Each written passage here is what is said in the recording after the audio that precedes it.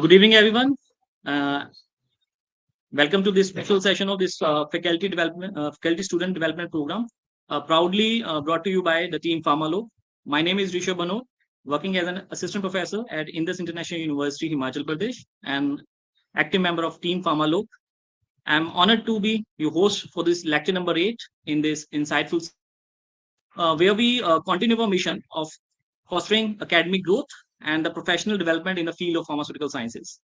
It's pleasure to have you all joining us today, whether you are a student eager to learn, a faculty member seeking a fresh perspectives, or a healthcare professional striving to stay updated with the latest in the world of pharmacy. Let me take the honor to invite you our uh, guest of the this today, Dr. Jain. Dr. Jain, the Dean School of Pharmacy at the SAM Global University, Bhopal. Dr. Jain has having academic is an academic leader and the researcher of great repute with a wealth of experience in the pharmaceutical sciences and education. Having more than experience of 20 plus years, he has published various research papers in a very reputed journals. His contribution to the pharmacy education and research have made a profound impact, and we are fortunate to have him share his knowledge with us today. My dear audience, Dr. Jan will be speaking on the role and responsibilities of teacher, shedding light on its relevance and importance in the today's rapidly evolving pharmaceutical landscapes. Before further ado, let's dive right into the lecture. And please join me in welcoming Dr. Shailesh Jain. Dr. Shailesh Jain, welcome to this platform, sir. We are honored to have you, sir. Over to you, sir. Okay. So, first of all, on the occasion of World Pharmacist Day, I extend my heartfelt greetings to the fellow pharmacist. I am also thankful to Team Pharma Lok, Mr. Amit Jha, Santosh Verma ji, Rishabh ji for giving me the opportunity to speak on the role and responsibility of teacher in this faculty and student development program. So, without wasting much time, I would like to start my presentation. Rishabh, can we start presentation? Can we have the Yes, sir. presentation? Yes, sir. Yes, sir. So, okay. So, dear teacher, dear fellow colleagues, and my dear students, the topic is roles and responsibility of a teacher. So, in this presentation, I will cover in 5 different sections: effective teaching learning process, delivery of lectures, understanding of student behavior, and introduction of teaching pedagogy.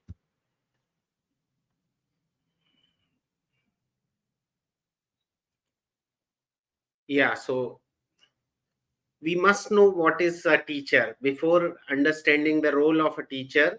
Uh, who is a teacher? Teacher is an individual who facilitates learning, who imparts knowledge, who guide the students in the process of acquiring skills, understanding concepts, and developing the value.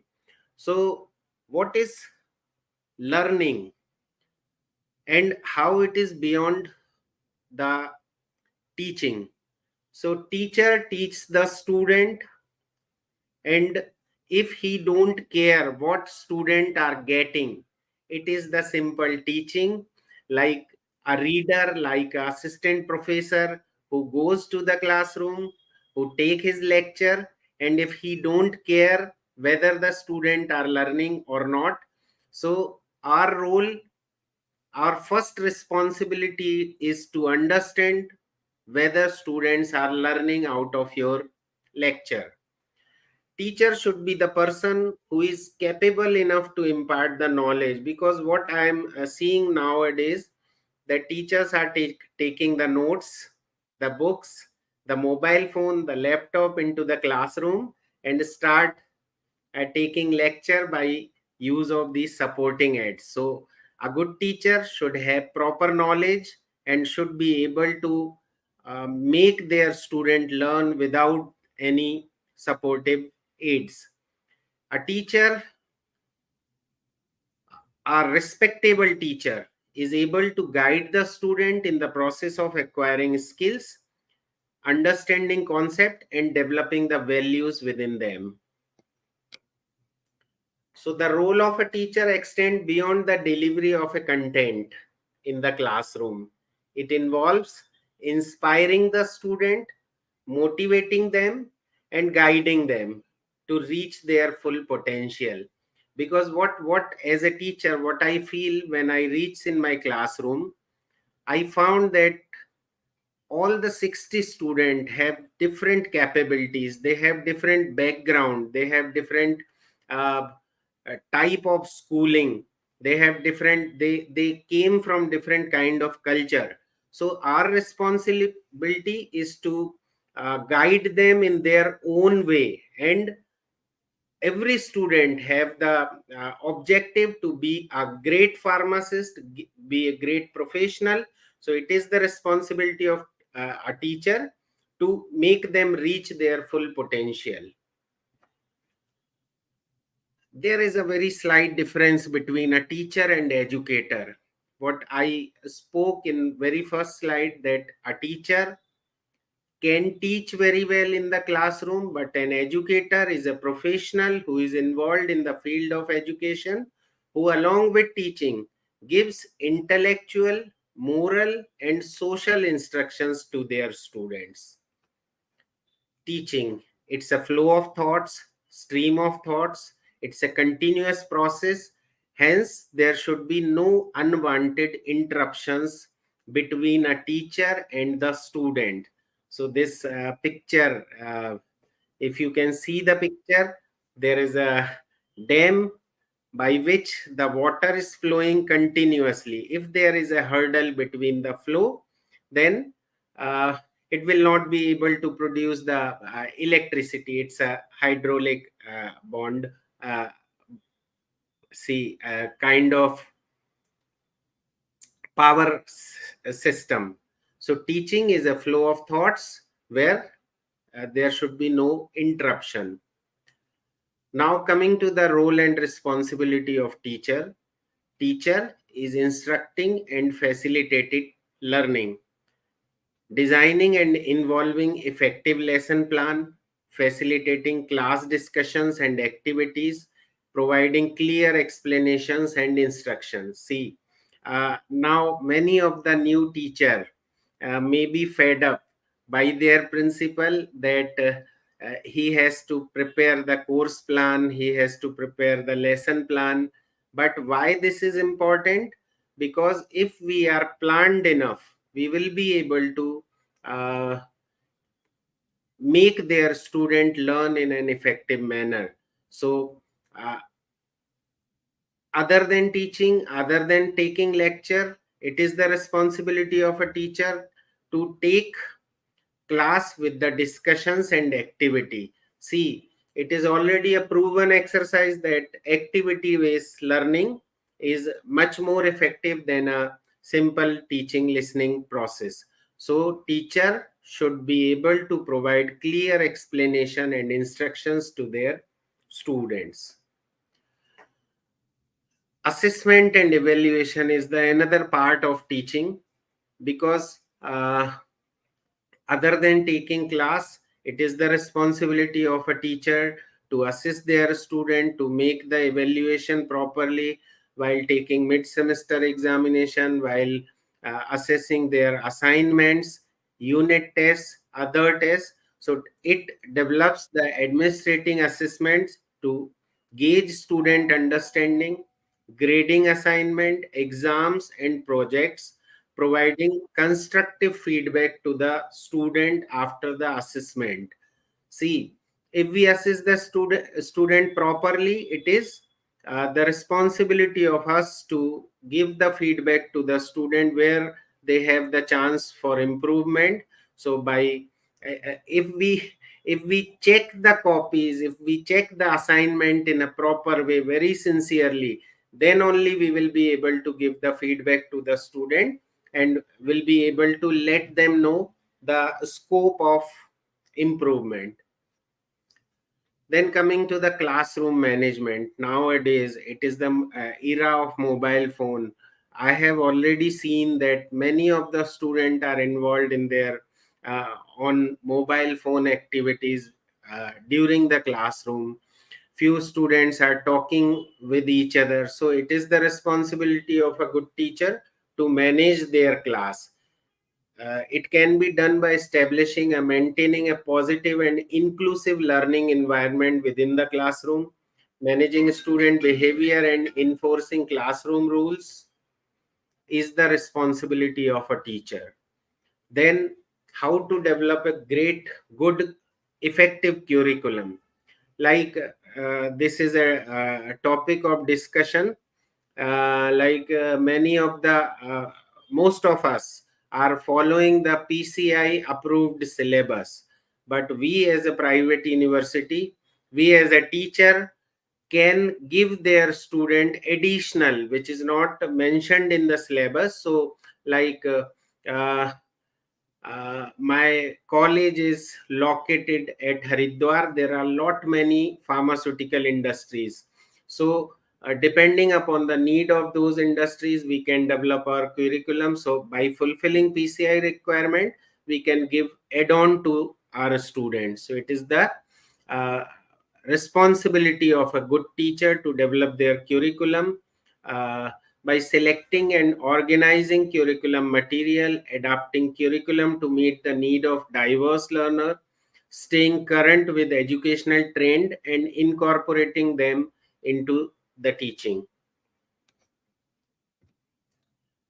Then individualized instruction, as we already have discussed that there are 60 students in the classroom. They have their own different capabilities of understanding. So we as a good teacher should provide the individualized instruction to recognize and addressing the diverse need of the student, providing additional support or challenges for the student as required to them. Then coming to the communication, it is very important uh, to establish a very effective communication with the student, parents, and colleagues, holding parent teacher conferences, keeping accurate record of student progress so that the student will trust you, their parents will trust you, and you will give the proper feedback to the students and their parents. Then coming to the professional development of the student. So engaging in ongoing professional development of developmental activities, staying informed about educational research and best practices. We should encourage our student to know that what is the current trend currently going on in the profession. We should also read the pharmaceutical bulletins, pharmaceutical magazines, pharmaceutical newspapers, and to share the recent developments with the students. And we should also encourage the student to refer to read these constructive newses. Then coming to the technology integration, yes, it is the need of our that in the era of this uh, increasing technology, we should also learn to improve ourselves. We should also improve ourselves and to learn newer technologies into and inculcate them into teaching methods.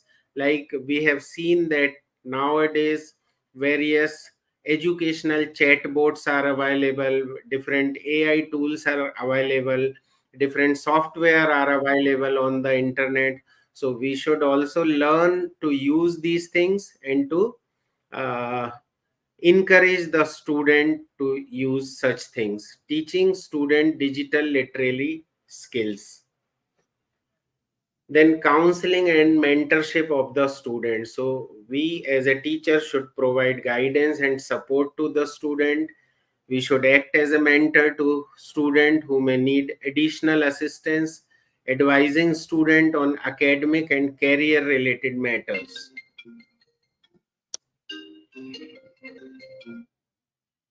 Then collaborating with other teachers and staff, other departments, other colleges, other universities, participating in team meetings and professional learning communities, engaging with parents and community to support student success.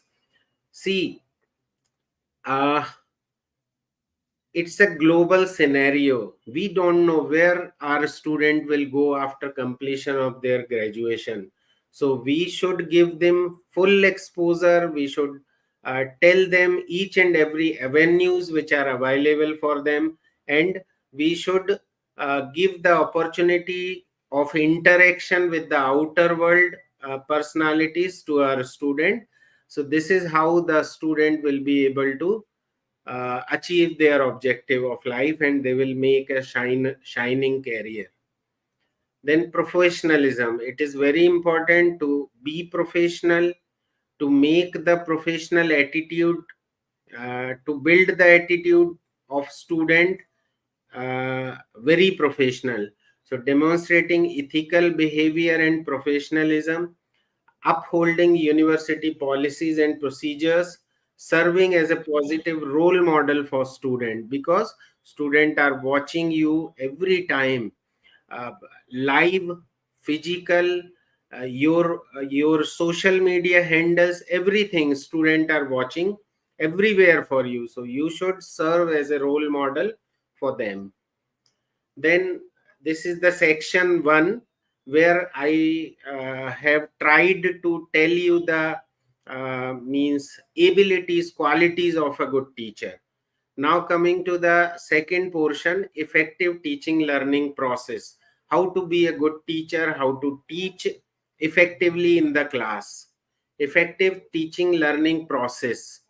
It's a dynamic interaction between educator and student in the learning environment.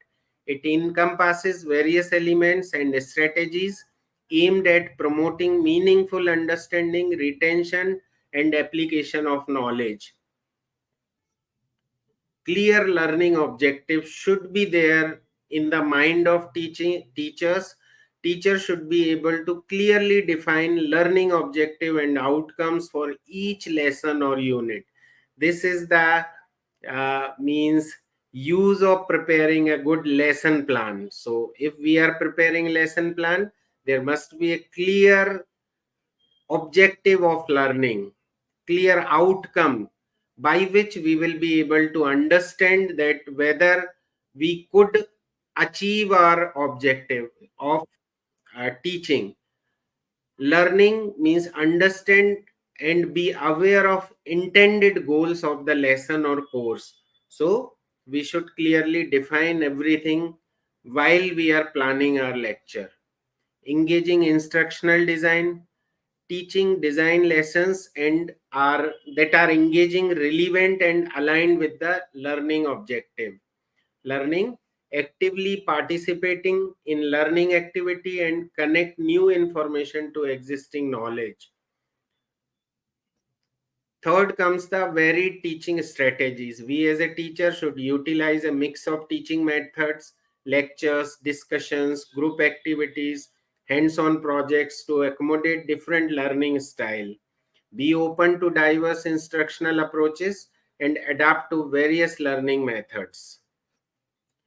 Then active student participation. We as a teacher to encourage and facilitate active participation through discussions, questions, interactive activities, because these are the only tools, these are the tools by which we can make the student active within the classroom. Otherwise, we as a, if we go to the class just writing on the board, just giving the passing the instruction to them, and uh, do not bother whether student are learning or not. So by engaging them into activities, we can make them better learn. Then coming to the effective communication, communicate clearly and use examples that resonate with the student. The learning out of it is listen actively, speak clarification when needed, and express idea coherently. Feedback mechanism. There should be the constructive and timely feedback on student performance. So feedback should be 360. Student should give our feedback. We should give the student to their feedback. So use feedback to understand strength and areas for improvement and take step to enhance learning. Assessment strategies. Teaching. Use a variety of assessment methods, quizzes, exams, projects to gauge understanding. Approach assessment as an opportunity for self-reflection and improvement.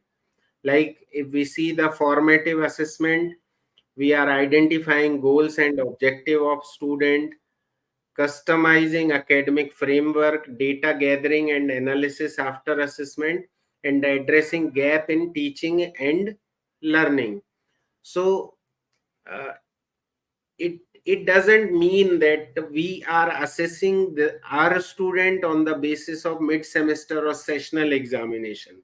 Assessment is also a continuous process by which we can understand whether the student are learning properly or not. Then individualized support. After assessment, we come to know that so and so student is lagging behind. So we should recognize and address individual learning needs.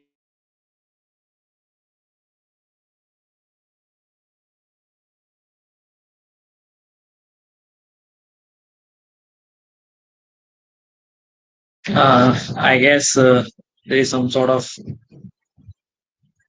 issue in the connectivity.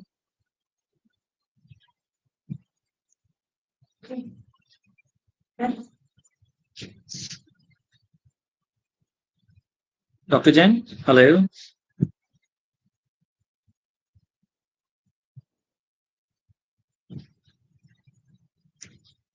So, am I audible?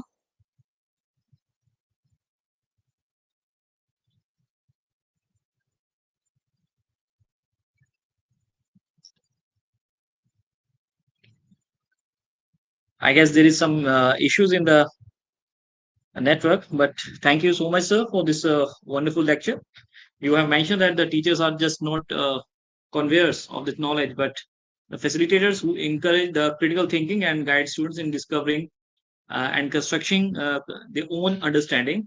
In today's era, rapid technological changes, teacher must adapt their teaching methodologies and incorporate digital tools to make learning more interactive and accessible. And with that, we conclude this enlightenment session. On behalf of Team Pharma Lok, I would extend a heartfelt gratitude to Dr. Shailesh Jain for sharing his invaluable insights with us. Your expertise has truly enriched our understanding. I would also thank you, all of you, our dedicated audience, for being a part of this lecture series and whole team of Team Pharma Lok. Stay tuned for this more session in the Faculty Student Development Program. Until next time, stay curious, stay informed, and take care. Thank you. Jai Hind.